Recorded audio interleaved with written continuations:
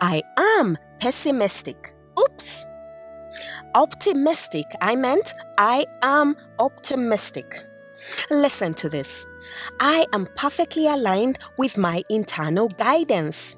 That is a bold statement. Might you know what it would mean? Your guess is as good as mine. But if you hang with me, we will solve it together, right? Anyhow, welcome, my lovely and amazing listeners, to another of the Hope Ignites Healing podcast with your host, Dr. Lillian Kalisa.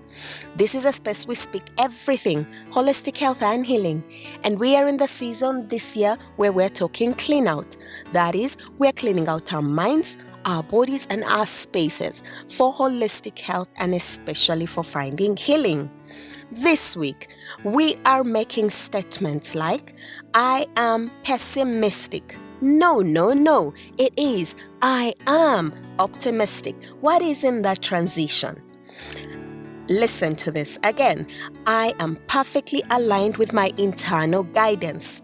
Such a statement is so bold and the desire of my heart. This ought to be my description by the end of 2023. Don't you think so? Could it be yours as well? I'm hoping so. Anyhow, listen to what I wrote at the start of 2023 as one of my goals. To hear and listen to Lily's inner voice and respect it. And this is all about holistic health, by the way. I will explain it further. As usual, I will start at story time. This time it's a very simple illustration about something I'm sure you love. Guess what it is? Do you want to guess? Cake. Yes, cake. Who loves cake? I know you're probably thinking such an oxymoron. Why would our holistic health doc be telling us about cake? It's okay. We can enjoy cake. But anyhow, for today, it's for purposes of illustration. Now, we are going to make cake together. We started choosing the flavors, right? Then we mix them to detail. Remember, any of the flavors that is out of range will change the taste. So stick to the flavors as prescribed for the mixture. Then the cake is baked to detail so that it's edible and so yummy as well as cake should be. But what is cake without icing? Really? Without a design and a pattern, without the words of love to the receiver or the reason for the occasion. Things like, happy birthday, my baby. Now, imagine cake, eaten with nice icing, with all the beautiful decor, but without people, without a community. What is cake on your own? In fact, that sounds like a weirdo, right? Baking cake, icing it, and eating it on your own. Well, it could be acceptable for self-care, but no, not without community, not without love to share and laughter with somebody. So cake is complete with people, community. Now, cake is complete with the look, the taste, and by the way, a bad taste might pass in the moment, but a bad look, icing and decor that is in the wrong place creates a bad memory for the eye and the pictures and whatever is left of the cake. So we are talking about a complete look, a complete taste, and complete community of people to enjoy the cake. Now hold on to that illustration. We shall return to it in just a little bit. I want to start at something that is so dear to me and one that started me on this journey, and that is hope. H-O-P-E, hope. When I started on this journey about 2 years ago, it didn't start at chasing after holistic health. It started at holding on to hope. Remember, my own story started from a place of pain, just like we all do. In fact, 90% of the time, it starts at a place of pain. But the first thing that I held on to was hope. I always said any glimpse of hope to take me into tomorrow, I held on to tightly. So anyhow, hope is this thing.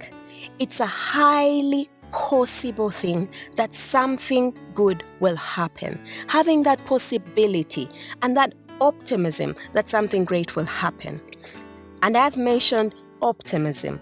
Optimism is having hope that things will somehow work out. So hope and optimism move hand in hand like brother and sister. By default, human nature is uncomfortable with change, right? We don't want changes. It's easier to stay in the comfort zone. But guess what? We can't avoid change. Change is around us all the time. And by the way, change triggers the same effect stress does in our bodies. A little bit of science, it releases adrenaline and or stress hormones. Anyhow, through living a life deliberate of hope, change is just a passers-by. But I have learned that hope is a verb. You have to act on it. In this moment, I want to just share with you about someone that I knew lived by hope. Someone that is the most optimistic person I have ever known. That's my father. Everything was a possibility to him as long as he thought it possible. Bless that gentleman. Anyhow, back to hope. Hope can be learnt. I said it's a verb, and it definitely gives more positive outcomes, health outcomes, and that's why I'm here to share that with you. Do you have aspirations? We all do, right? We have aspirations in life. But there are different circumstances that we face in life, both positive and negative, that deviate us from our angle and direction of hope. So circumstances come into our lives, both positive and negative, and each one of these triggers certain things in our bodies that enable us to deal with those circumstances. That is our thoughts, our feelings, and therefore our actions towards those circumstances. What I'm describing is part of cognition.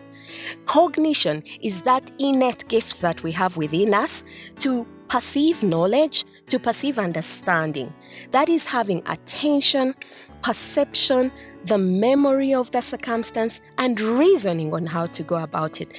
Each one of us has the innate capability to have cognition or is able to have cognition. Therefore, each of us definitely has a power to decide whether we want the circumstances to continue to affect us or how we respond to them in the positive or in the negative. And this power will guide us on whether this circumstance should occur again, or even if it occurs, does it cause us to act on it or not? Now, when you live life aware that you have the choice to act on circumstances and not simply miss and go by life through guessing, you will learn to choose what circumstance is important to act on. And this all depends on your important why question. Why is it that you do what you do on a daily? Why is it that this circumstance affects you? Does it have anything to do with your big why question? Is it worth concentrating on?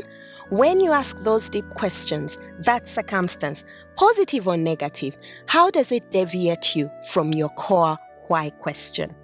And what I'm describing, my lovelies, is positive mindfulness.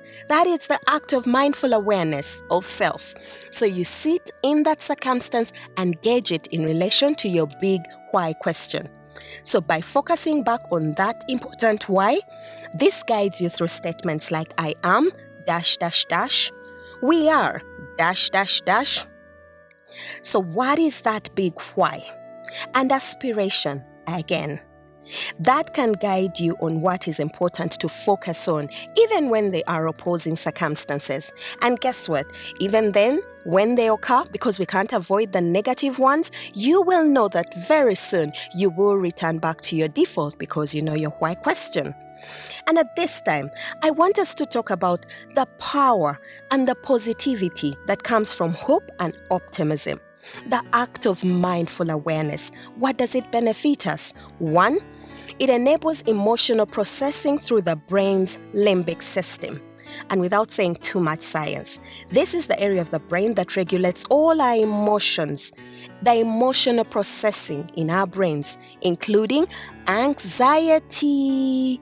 So hope and optimism enables us to have emotional processing that we are aware of. And 2, it regulates stress and all its related effects. Now for me, you know I hate stress, right? And I will speak about this with passion because stress, when not managed, is the one that causes worsening risk to acute on to chronic illnesses. So hope and optimism will enable us to regulate stress. And 3, it enables us to have improved relationships. This is because of more meaningful association with those around you. Remember, you have a big why. So some people around you are there to drain you. But when you practice mindful awareness, positive optimism, and hope, you're able to relate to people referring to your why. That is your greater community.